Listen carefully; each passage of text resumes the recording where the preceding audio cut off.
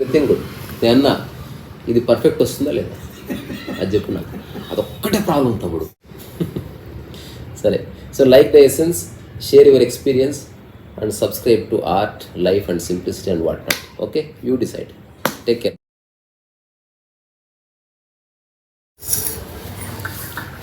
So మనం మొదలుపెట్టిన అంశం ఏంటంటే ప్రశ్న. ఇప్పుడు నాకు రకరకాల వ్యక్తులు రకరకాల ప్రశ్నలు వేస్తున్నారు. సో ఇప్పుడే కుమార్ అనే వ్యక్తి ఒక ప్రశ్న వేశాడు, మీరు ఫిలాసఫీ బుక్స్ చదివారా, సిగ్మండ్ ఫ్రాయిడ్ అట్లాంటివి. As for psychology all human being having different personality types.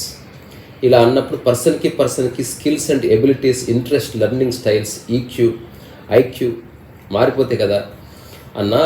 So అందరూ అన్ని పనులు ఒకేలా చేయగలరా ఇలాంటి కండిషన్స్లో అనేది ఒక ప్రశ్న. ఇప్పుడు నేనేం చేసిన, దానికి వెంటనే ఒక జవాబు అతనికి పంపించిన. సో అప్పుడు నువ్వు అన్నది ఏంటంటే, ఇలా ఎవరైనా ఒక ప్రశ్న వేసినప్పుడు దానికి వెంబడే జవాబు చెప్పడం అనేది చాలా బాగుంది. అక్కడ మనం ఈ వీడియో చేయడానికి ఒక కంటెంట్ దొరికింది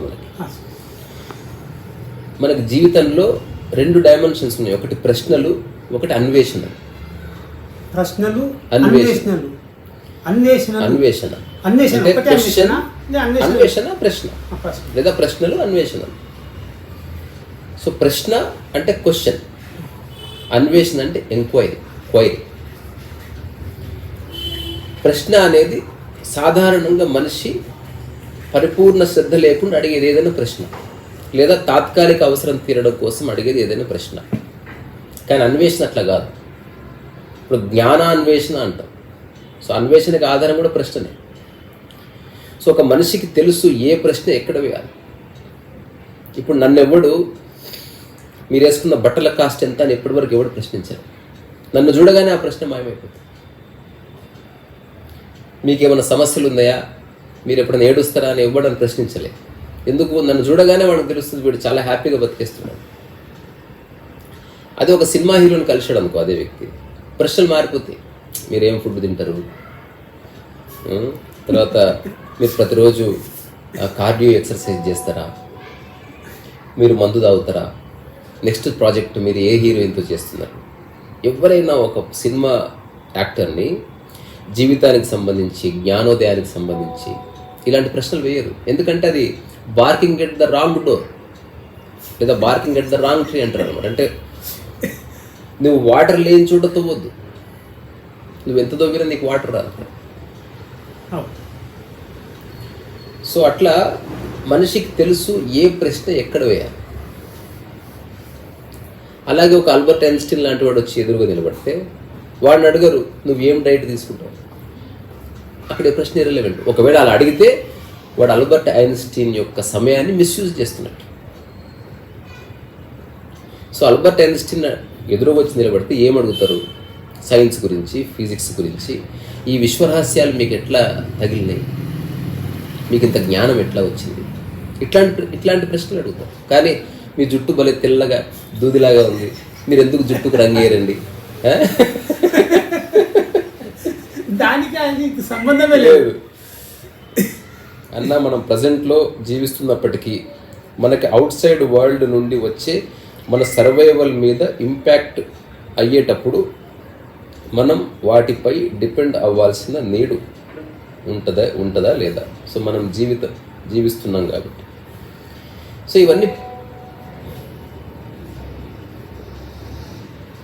ఇవన్నీ రియల్ క్వశ్చన్స్ అనమాట. అంటే ఎవరైతే ఈ కుమార్ అనే వ్యక్తి ప్రశ్నిస్తున్నాడో నిజంగా అతనికి సంతోషంగా ఉండాలని ఉంది. సంతోషం, ఆనందం. ఇప్పుడు నాకు ఒక మెసేజ్ పెట్టాడు, అది నాకు చాలా బాగా నచ్చింది. మీరు అన్ని పనులు సమదృష్టితో చేయాలని చెప్తున్నారు కదా, అది మీకు ఎట్లా మేనిఫెస్ట్ అయింది? అన్ని పనులు ఎక్కువ తక్కువ చేయాలంటే కష్టపడాలి, కానీ ఈక్వల్గా చేయాలంటే ఏం కష్టపడాలి. ఇప్పుడు నేను ఇది లేపి అక్కడ పెడుతున్నాను, అట్లే వైరం లేపి అక్కడ పెట్టు, 2 సమానం కాబట్టి. ఒకటి బరువు ఉంది, ఒకటి తక్కువ బరువు ఉంది, దానికి తగ్గట్టు నీ శరీర సౌష్ఠవాన్ని వాడుకొని పని చేయడమే. దీనికి జ్ఞానం అక్కర్లే. ఎక్కడొస్తుంది ప్రాబ్లం? ఒకటి బాగా చేయాలి, ఒకటి బాగా చేయకూడదు. ఒక వ్యక్తికి ఎక్కువ రెస్పెక్ట్ ఇవ్వాలి, ఒక వ్యక్తికి ఎక్కువ రెస్పెక్ట్ ఇవ్వనేకూడదు. ఇది ముఖ్యమైనది, ఇది ముఖ్యమైనది కాదు. ఈ డ్యుయాలిటీ మధ్యన మైండ్ పర్సన్ అవుతుంది. కానీ అన్నీ ఈక్వల్ అన్నప్పుడు ఏం ప్రాబ్లం ఉంది? ఎగ్జాంపుల్, ఒక 10 టికెట్ కౌంటర్స్ ఉన్నాయి, ఉన్నాయి అలాగే థియేటర్లో 1000 సీట్లు ఉన్నాయి. ఉన్నాయి. అన్ని టికెట్స్ కాస్ట్ 100 రూపాయలే. ఏ సీట్లైనా కూర్చోవచ్చు అని చెప్పామనుకో, ఇంకా గొడవ వెళ్ళిపోతుంది.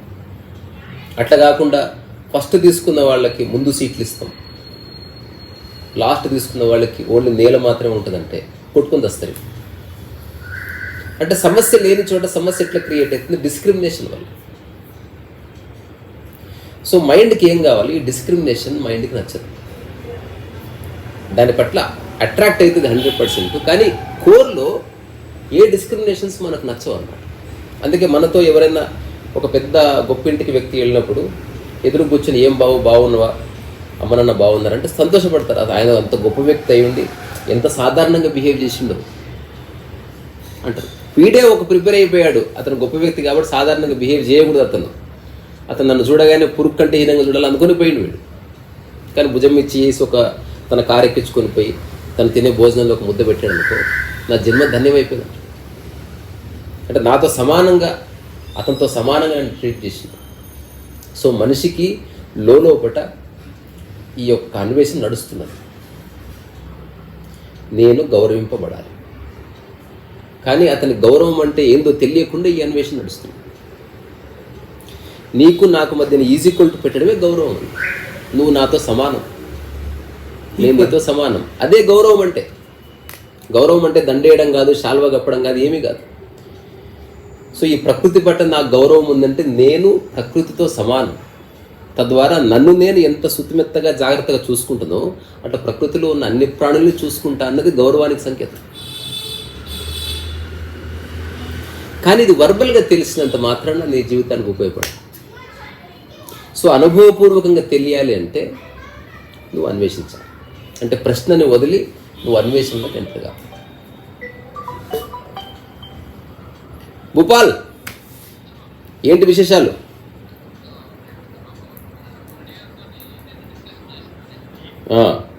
ఫోన్ చేయి, చూసిన తర్వాత. No problem. సరే, మళ్ళా సరే, బాయ్. సో మనం ఏం చెప్పుకుంటున్నాం? అన్వేషణ. సో మనిషి ప్రశ్నల ద్వారా మనిషికి తాత్కాలిక అవసరాలు తెలియదు. ప్రశ్నలు అంటే లక్షలు ఉంటాయి మనిషికి. ఈ షర్ట్ ఎట్లా దొరుకుతుంది, ఇదేం రంగు, నువ్వు అట్ట ఎట్లా కూర్చున్నావు, సినిమా ఎన్ని గంటలకు స్టార్ట్ అవుతుంది, ఇవన్నీ ప్రశ్నలు వేయడం వల్ల వచ్చే జవాబులతో నీ జీవితం ఎప్పటికి మారదు. కోర్ టచ్ చేయాలి. అంటే బాణం వేస్తే నీ చుట్టుపక్కల నుంచి పోతున్నాయి, 1000 బాణాలు వేసినావు, ఎవడో బాణం వేసి కొడితే నీ గుండెలకు వెళ్ళిపోవాలి. అటువంటి ప్రశ్న వేయాలంటే ఏ ప్రశ్నకి జవాబు దొరికితే నీ whole body and mind complex ఏకదం సెటిల్ అవుతుంది. అది ఉన్న చోట హాయిగా రిలాక్స్గా బతికేస్తుంది. అటువంటి ఒక ఇన్ఫర్మేషన్, అటువంటి ఒక జవాబు ప్రతి మనిషి ఎత్తుకులాడుతున్నాడు, కానీ దొరికి సస్తలేదు. మంచి ఆహారం ఎక్కడ దొరుకుతుందో అందరికీ ఒక ఐడియా ఉంది, అన్వేషిస్తున్నారు. ఈ రెస్టారెంట్ కాదు, అక్కడ ఒక రెస్టారెంట్ ఉంటుందంట, జూబ్లీ హిల్స్ జబర్దస్త్ ఉంటుంది, మా ఫ్రెండ్ చెప్పాడు. ఇది ప్రశ్న కాదు. ప్రశ్న అంటే ఏదో ఫుడ్ తినేయడం. అన్వేషణ అంటే ఎలాంటి ఫుడ్ తినాలో నిర్ణయించుకుని పోవడం. ఏదో బట్టలు వేసుకుంటాడు ప్రతిసారి, ప్రశ్న. కానీ పెళ్లి రోజు ఎలాంటి చీర కట్టుకోవాలని అన్వేషణ నుంచి బయటకు వస్తాం. అంటే మా ఇంట్లో మా అమ్మ చెప్పింది ఈ కలర్ శారీ కట్టుకుంటారంట, సో అందుకని ఇది. సో అది ఆర్డినరీ అటెంప్ట్ కాదనమాట. సో ఇవన్నీ అయినప్పటికీ సూపర్ఫిషియల్. కానీ ఎలాంటి ప్రశ్న వేస్తే అది అన్వేషణగా మారుతుందో అది ప్రతి ఒక్క మనిషి వెతుకులాడుకోవాలి. ఇప్పుడు తనకున్న 1000 ప్రశ్నలు, ఇప్పుడు ఈ వ్యక్తి అడిగి దాదాపు ఒక 50 ప్రశ్నలు వేసింది ఈరోజు. 50 ప్రశ్నలు వేసినట్టు మినిమం.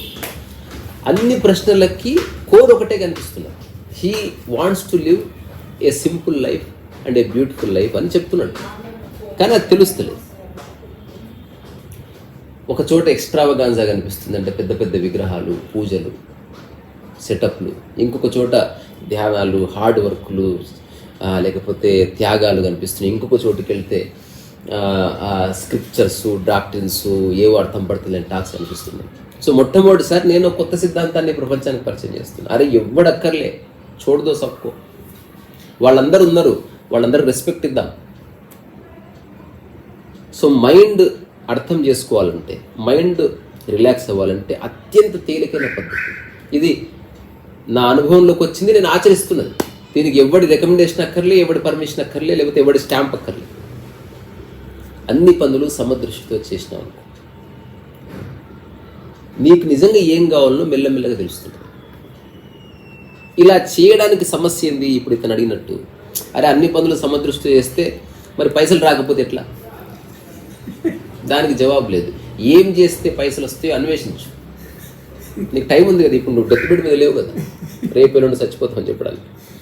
సో ఏం చేస్తే నీ లైఫ్లోకి మనీ వస్తుంది, ఏం చేస్తే నీ లైఫ్లోకి మనీ అత్యంత తేలిగ్గా సహజంగా వస్తుంది, ఏం చేస్తే, ఎలాంటి ఆహారం తింటే శరీరానికి మంచిదో తెలుసుకున్నప్పుడు, ఎలాంటి పని చేస్తే నీ బాడీ మైండ్కి మంచిదో తెలుసుకో, ఎలాంటి బట్టలు వేసుకుంటే నీ బాడీ మైండ్కి మంచిగా ఉంటుందో తెలుసుకో, ఎలా పడుకుంటే నీ బాడీ మైండ్కి బాగుంటుందో తెలుసుకో, ఎట్లా కూర్చుంటే నీ బాడీకి మైండ్కి బాగుంటుందో తెలుసుకో, ఎలాంటి వ్యక్తులను కలిస్తే నీ బాడీ మైండ్ ఆనందపడితే కనుక్కో, ఎలాంటి పుస్తకం చదివితే నీ బాడీ మైండ్ పుస్తకాల నుంచి విముక్తి కోరుకుంటుంది అలాంటి పుస్తకం చదువు. ఇప్పుడు ఒక చిన్న రహస్యం చెప్పి ఈ టాపిక్ ముగిద్దాం. ఏవి నిజమైన బట్టలు అంటే, ఏవి వేసుకుంటే అసలు బట్టలు ఉన్నట్టు తెలియదు అవి నిజమైన బట్టలు. నీకు బట్ట తెలుస్తుందంటే అది నిన్ను ఇబ్బంది పెడుతుందని. ఏ ఫ్రెండ్తో ఉంటే నీకు ఆ ఫ్రెండ్ మర్చిపోయిండో, నిన్ను నువ్వు మర్చిపోయినావు, వాడు నిజమైన ఫ్రెండ్. ఒక ఫ్రెండ్ నిరంతరం తెలుస్తున్నాడు అనుకో, వాడు ఉన్నట్టు, వాడు నీకు సమస్యగా నీ ఎదురుగా నిలబడ్డాడు. ఏది తింటే నీ కడుపు మర్చిపోబడ్డదో అది నిజమైన ఆహారం.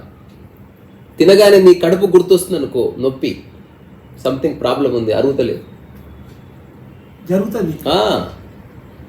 ఇప్పుడు నాకు తెలిసిన ఒక పెద్ద లాయర్ ఉన్నాడు, మంచి బెంజ్ కారు ఉన్నాడు, తర్వాత 1,00,000 2,00,000 ఐఫోన్ ఉంటుంది, సూపర్ ఉంటాడు మనిషి, పొట్ట ఇట్లా ఇటు ఉంటుంది.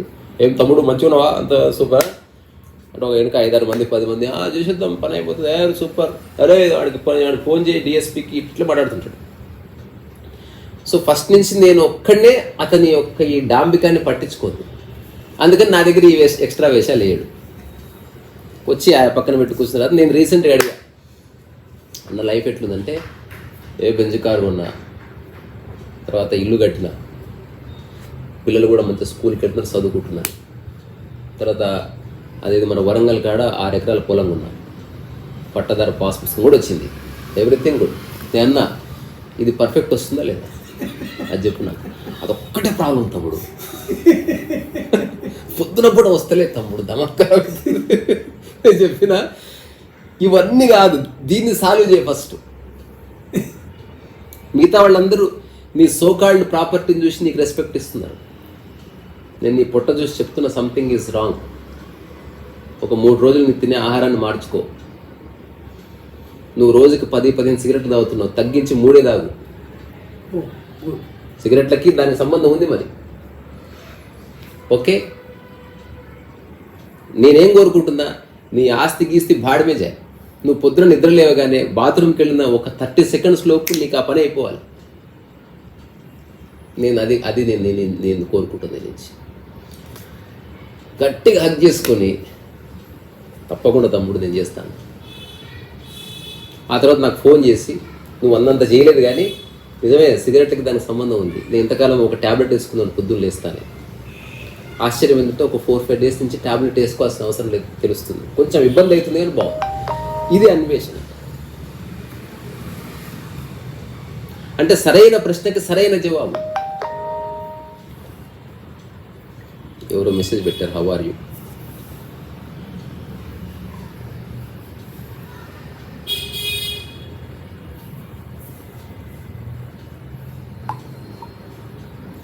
మిత్రమా మీ పేరు చెప్పండి. బాగున్నాను. సో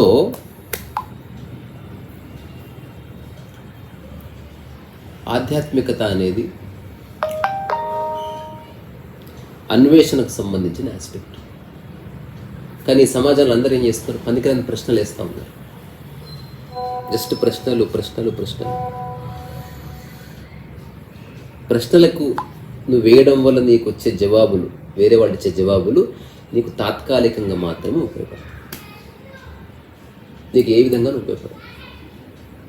మనం అప్పట్లో ఒకసారి చెప్పుకున్నాం మిలరేప కథ. చెప్పు. ఆ కథ చెప్తే మనకు సమయం ఇట్లా గడిచిపోతుంది, అందుకని తర్వాత ఎప్పుడన్నా చెప్పుకుందాం. సో అక్కడ ఒకటే ప్రశ్న ఉంది. నీకు ఒక ఇన్సిడెంట్ చెప్తా. ఒక గురువు దగ్గరికి చాలామంది వచ్చేటోళ్ళు ఎవ్రీడే తన స్పీచ్ ఇచ్చిన తర్వాత ప్రశ్నలు అడగొచ్చు. సో అందరు చిట్టీలు పంచేటోళ్ళు, ఇష్టం వచ్చిన ప్రశ్నలు అడిగేటోళ్ళు. మీకు గడ్డం అలా ఎలా పెరుగుతుంది, నూనె రాస్తారా, మీరు భవిష్యత్తులో ఏం చేయాలనుకుంటున్నారు చెప్పండి, ఆనందంగా ఉండాలంటే ఏం చేయాలి చెప్పండి. తర్వాత మన భారత గవర్నమెంట్ ఏమంటారు ముస్లిమ్స్కి కోటా ఇస్తలేదు, లేకపోతే హిందువులకు కోటా ఇస్తలేదు, దీని గురించి మీ ఒపీనియన్ ఏంది. ఇప్పుడు మన ప్రస్తుత ప్రధాని మంచోడా చెడ్డోడా ప్రశ్నలు. భగవద్గీత గొప్పదా, ఖురాన్ గొప్పదా, బైబిల్కు ప్రశ్నలు. ఆయన దగ్గర కుప్పలు కుప్పలు వచ్చేవి. ఆయన ఏం చేసేవాడు, డబ్బాలు వేసి ఒక అమ్మాయిని పిలిపించి ఆ ప్రశ్నలో 3-4 తీసుకొని చదివి చెప్పేటోడు. ఎందుకని చెప్తాడు. సో మిగతా వాళ్ళు నారాజ్ అయ్యేటోళ్ళు. అటెట్లా సార్ ఫస్ట్ నేను ఇచ్చింది నువ్వు చదవకపోతే ఎట్టా. ఆ తర్వాత ఒకరోజు ఏం చేశాడు, తన ఆశ్రమం బయట బోర్డు పెట్టాడంట, ఈరోజు నుంచి ప్రశ్నకు 5,000. ఒక్కడ అడగలేదంట ప్రశ్న అసలు. అంటే ప్రతి ఒక్కటి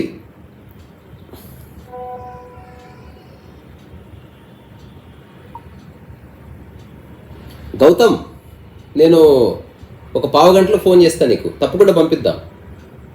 నువ్వు ఆ పుస్తకం తీసుకున్న తర్వాత ఇంతకాలం మళ్ళీ నాకు టచ్లో లేవు కదా, అందుకే మర్చిపోయాను. సరే సరే. సో ప్రశ్నకు 5,000 ఇవ్వండి. సరే ఒక్కడే అడగాలి. అయితే ఆ రోజు ఒక చిట్టి వచ్చింది. ఆ చిట్టిలో ఏముందంటే వైట్ పేపర్ కింద వాడి సంత పేరుంది. అప్పుడు ఇది ఎవరు పంపించారు, అందరూ వచ్చి వైట్ పేపర్ కింద పేరుంది, చూస్తే నేనే పంపించాను, డబ్బులు కూడా కట్టాను. మరి ఎందుకు ప్రశ్న అడగలేదంటే అసలు రకరకాల ప్రశ్నలు ఉన్నాయి నా మనసులో. పేపర్ మీద రాస్తున్నా చింపేస్తున్నా. ప్రతి ప్రశ్నకి జవాబు నాకే తెలుస్తుంది, నువ్వు చెప్పాల్సిన అవసరం లేదు. ఇప్పుడు నాకు ఈ పొద్దు నుంచి రాత్రి వరకు ఈ జర్నీలో నాకు ఫైనల్గా ఏం తెలిసిందంటే అసలు నిన్ను అడిగే ప్రశ్నలు నాకేం లేవు. అందుకే ఖాళీ పేపర్ పంపించాను. అప్పుడు అతను లేచి అతని దగ్గరకు వచ్చి హగ్ చేసుకొని, దిస్ ఈజ్ రియల్ క్వశ్చన్. నిజానికి ప్రశ్నలే లేవు. నువ్వు వేరే వాళ్ళ మీద ఆధారపడ్డంత కాలం ప్రశ్నలు ఉంటాయి. ఎగ్జాంపుల్ కిషన్జీ, అడవిలో నువ్వు వెళ్తున్నావు, కాలుకి దెబ్బ తాకింది, ఎవ్వరు లేడు, అంబులెన్స్ లేదు, మెడిసిన్ లేదు. తద్వారా నీకు తొందర తగ్గడానికి ఏం చేయాలో నీ దమాకి తెలుస్తుంది. ఎంతమంది నీకు సహాయకులు ఉంటే తగ్గడానికి అంత టైం పడుతుంది. నువ్వు ఫస్ట్ వర్బల్గా చెప్పాలి, ఇలా అయింది, అయ్యయ్యో ఇలా అయింది, ఏ ఓడి ముఖం చూసావు అంటుంది ఒక అమ్మ. శనివారం రోజు బయటికి వెళ్ళొద్దని చెప్పలేదని ఇంకోడు. ఆ తగిలింది కట్టినా లేకపోతే దానికి ఏమన్నా సెప్టిక్ అయి ఉంటుందేమో, వాళ్ళ కాలు ప్రాబ్లం అవుతుంది, ఒకసారి స్కాన్ కూడా చేయిద్దాం. ఎంతమంది ఇన్వాల్వ్ అయితే అంత లేట్ అవుతుంది. ఎవ్వరు లేరనుకో, ఈ క్షణమే సొల్యూషన్ ఉంది. మనిషి జ్ఞానోదయం పొందడానికి, జ్ఞానోదయం అంటే ఏదో ఒక స్థితి కాదు, సర్వకాల సర్వావస్థల్లో నీ మానసిక స్థితి, నీ హృదయ స్పందన ఎప్పుడు ఒకేలా ఉంది. ఏం పని నువ్వు చేస్తే నీ జీవితం గడుస్తుందో ఆ పని తప్ప వేరే పనులు పెట్టుకుని నువ్వు పట్టించుకోవడం లేదు. జ్ఞానోదయం యొక్క స్థితి. ఏం తింటుంది అరుగుతుందో తెలుసుకున్నావు. ప్రపంచంలో కొన్ని లక్షల కోట్ల మంది ఏమేమి తింటుందో నీకు సంబంధం లేదు. ఇంకా నువ్వు అజర్బైజాన్ పోయినా, జాంబియా పోయినా, డెన్మార్క్ పోయినా జస్ట్ అది తింటున్నావు. అది జ్ఞానోదయపు స్థితి. ప్రపంచంలో కోటాను కోట్ల బట్టలు ఉన్నాయి, ఏం బట్టలు వేసుకుంటే హాయిగా ఉందో రియలైజ్ అయినావు. నువ్వు అరబ్ కంట్రీస్ పోయినా సరే బుర్క వేసుకొని తిరగవు కదా. లేదు, జస్ట్ నాకు కావాల్సిన ఒక వైట్ షర్టు, చిన్న పంచ, అది కూడా లేకపోతే, చిన్న షార్టు, అది కూడా లేకపోతే ఈ దేశం నాకు తెలిపోతానే. అంటే నీకు క్లారిటీ వస్తుంది. సో జ్ఞానోదయం పొందిన వ్యక్తి ఎందుకు తిరుగుబాటు చేయడంటే తను ఎలా ఉంటే బాగుంటుందో తెలుసుకున్న తర్వాత ప్రపంచం డిసెక్ట్ అయిపోతుంది. అందుకని అతని జీవితాల్లో ఉద్యమాలు, తిరుగుబాట్లు, నినాదాలు ఉండవు. అందుకని నేను నా పుస్తకంలో రాసిన జ్ఞానోదయం మనిషి యొక్క స్థితి ఏమిటంటే, జ్ఞాని బిగించడు పిడికిలి. ఏ ఎన్లైటెండ్ మ్యాన్ పిడికిలి బిగించడు. ఈ పిడికిలి బిగించుకుందంటే నీ మనసులో ఏదో ప్రాబ్లం ఉందన్నట్టు. అందుకే మనం ధర్నా చేసినప్పుడు పిడికిలు బిగించి ధర్నా చేస్తాం. ఇట్లనే ఇవ్వడన్నాడు. లేదు, పిడికిలు బిగిస్తున్నావు అంటే నీ మైండ్లో ఏదో సమస్య ఇరుక్కపోయిందని అర్థం.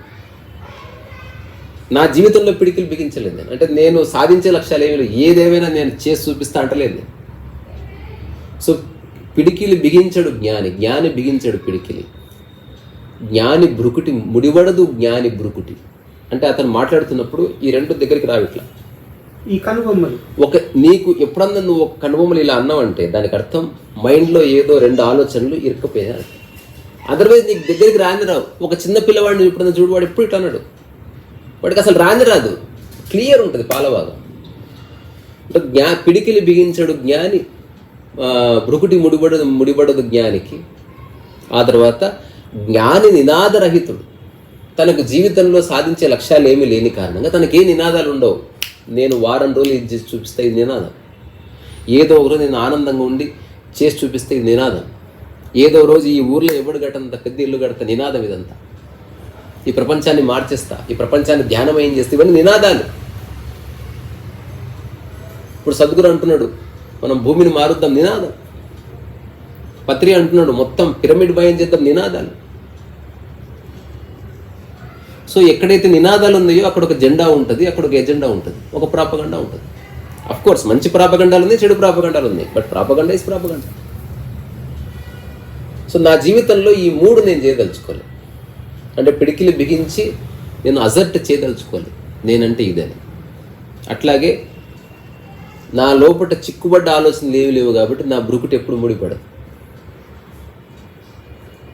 మూడవది, ఏ నినాదాలు లేవు. అత్యంత సరళ సాదాసీదా జీవితం నిజమైన జ్ఞాని. మనకు గొప్పగా కనిపిస్తుంది, అట్రాక్ట్ అవుతున్నాం అంటే అది మన ప్రాబ్లం. అది ఇప్పుడు సినిమాలో ఉన్న హీరో ఇంట్రొడక్షన్ సీన్లో రకరకాల లైట్లు, రకరకాల ఎఫెక్ట్లు పెట్టి మంచి మంచి బ్యాక్గ్రౌండ్ స్కోర్ పెట్టి అట్లా వాడిని మన మీద వదులుతాడు హీరోని. అది చూడడానికి అట్రాక్టివ్ ఉంటుంది. ఆ హీరో యొక్క నిజ జీవితం అలా ఉండదు కదా. సో మన ఊహ వేరు, రియాలిటీ వేరు. రియాలిటీ చప్పగా, ఆర్డినరీగా, అతి సాధారణంగా ఉంటుంది. ఊహ చాలా గొప్పగా, కలర్ఫుల్గా, అందంగా ఉంటుంది. సో అట్లా ప్రశ్న వేరు, అన్వేషణ వేరు. క్వశ్చన్ వేరు, క్వెస్ట్ వేరు. సో ఆధ్యాత్మికత అనేది జీవితాన్ని అర్థం చేసుకోవాలని ప్రయత్నించేవాడు. ఇప్పుడు నాకు ఎవరెవరైతే ప్రశ్నలు పంపిస్తున్నారో వాళ్ళు ఎవరు ప్రశ్న అడగట్లేదు, నిజంగా అన్వేషణ నుంచి అడుగుతున్నారు వాళ్ళు. అట్లా ఎవరైతే అన్వేషణను ఆధారం చేసుకుని అడుగుతున్నారో వాళ్ళకి వెంబడే సమాధానాలు ఇస్తున్నాను నేను. బికాజ్ నేను ఒకప్పుడు ఎప్పుడన్నా అడిగితే ఎవరినన్నా వాళ్ళు నాకు జవాబులు ఇచ్చారు. ఎందుకంటే అన్వేషణ యొక్క ఇంపార్టెన్స్ నాకు తెలుసు. అలాగే నాలో ఉన్న అన్వేషణ యొక్క ఇంపార్టెన్స్ ఇంకొకరికో తెలిసే ఉంటుంది. మా బుచ్చారెడ్డి నేను ఎప్పుడు ఏది అడిగినా ఆయన ఇట్లా గిన్నె కలుపుతూ ఉంటాడు, లేకపోతే ఇట్లా తరుగుతూ ఉంటాడు. నాకు హఠాత్తు ఏదో ప్రశ్న వచ్చింది అంటే అన్వేషణ ఏదో. ఆయన ఆ చేస్తున్న పని ఆపి నాకు చెప్పిన తర్వాత ఆ పని చేశాను. అడిగా కదా వెయిట్ చేయి, ఎంబడే అలా అలా మనసు ఏదో డౌట్తో ఓపెన్ అయింది. ఆయన ఇచ్చిన జవాబు వెళ్ళి కూర్చున్నాడు. మళ్ళీ నిజమైన అన్వేషణకి జవాబు ఇచ్చేవాడు ఏమంటాడు, నేను చెప్పేది నమ్మకం, ఆలోచించు, నీకే మళ్ళీ ఛాన్స్ ఇస్తున్నాడు. అట్లా ఇప్పుడు నేను ఎవరెవరికైతే జవాబులు ఇస్తున్నానో, నేను ఈ టాక్స్ ద్వారా ఎవరెవరికైతే నా మాటలు వింటున్నారో ఎప్పుడు నమ్ముతున్నా మాటలు. నేను బద్మాష్, దొంగనా కొడుకు, ఏక్ నెంబర్ ఫ్రాడ్గా అయ్యుండొచ్చు. Don't trust anybody, don't trust. నేను చెప్పిన దాన్ని విను, శ్రద్ధగా విని దాన్ని ఆచరణలోకి తీసుకుని చూడు. అట్లా ఆచరించిన వాడిని నేను గుర్తుపడతా. నా లైఫ్లో చాలామందిని కలిసా, విని బాగుంది అని ఫ్రెండ్స్ అయిన వాళ్ళు చాలామంది ఉన్నారు. నాకు ఎప్పుడు వాళ్ళు ఫ్రెండ్స్ కాలే. కానీ ఎవరైతే కొంత ఆచరిస్తారో వాళ్ళు నన్ను చూడగానే ఒక చిరునవ్వు నవ్వుతారు. అంటే వాడికి అర్థమవుతుంది ఇది ఈజీ, బాగుంది. అట్లా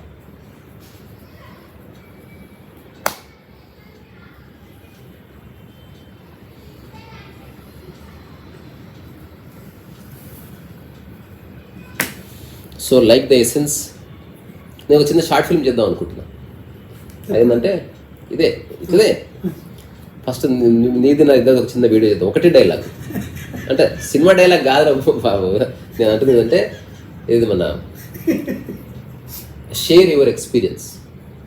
నేను చెప్పిన నువ్వేమన్నావు, లైక్ ఆర్ట్. ఇప్పుడు ఒకసారి చెప్పు, లైక్ ఆర్ అయిపోయింది నీ డైలాగ్. అట్లా నాకు కలిసి ప్రతి ఒక్కరితో ఒక డైలాగ్ చెప్పించి అవన్నీ కలిపి ఒక షార్ట్ ఫిల్మ్ అన్నట్టు. ఆ షార్ట్ ఫిల్మ్ పేరు like, share and subscribe. So త్వరలో నేను చేసే షార్ట్ ఫిల్మ్ కాన్సెప్ట్ ఇప్పుడు ఈ మాటలో దొరికింది. సో అది చేస్తా. ఈరోజు ఆ ముసలుని కలిసిన, కలిసి 50 రూపాయలు ఇచ్చా. కొంచెం ఎందుకో చిరాకులో ఉన్నాడు మనిషి. వేడికి ఏ కారణాలు ఏదన్నా కావచ్చు, చాలా స్మెల్ వస్తుంది, బ్యాడ్ స్మెల్ వచ్చింది. మా ఫ్రెండ్ సత్యమన్న నీకు 50 రూపాయలు ఇచ్చాడు, 100 రూపాయలు ఇచ్చాడు, అందులో 50 ఇస్తున్నా. తీసుకొని ఇప్పుడు తీసుకోవాలని చింపవతల పడేయాలి అన్నాడు. ఇది నీవి, నువ్వు ఏమన్నా చేసుకో, నాకు సంబంధం లేదు దాంతో. కానీ ఒక భోజనం అయితే చేయొచ్చు. భోజనం చేస్తా. నేను బయలుదేరి వచ్చేసాను. సరే. So like the essence, share your experience and subscribe to Art, Life and Simplicity and whatnot. Okay, you decide. Take care.